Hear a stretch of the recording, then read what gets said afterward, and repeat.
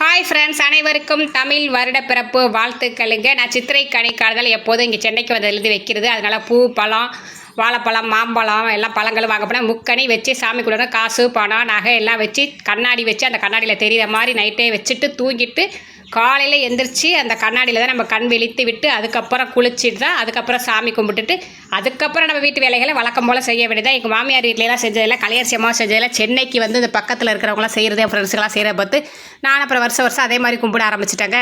அதனால் காலையில் குளிச்சுட்டு எல்லாத்தையும் பார்த்துட்டு வந்து குளிச்சுட்டு வந்துட்டு பால் அடுப்பில் வச்சுட்டு பாலை காய்ச்சி காப்பியை போட்டு குடிச்சிட்டு சுபா காலையிலே கோயிலுக்கு போயிட்டு வந்துட்டு முடிவு பண்ணிட்டேங்க.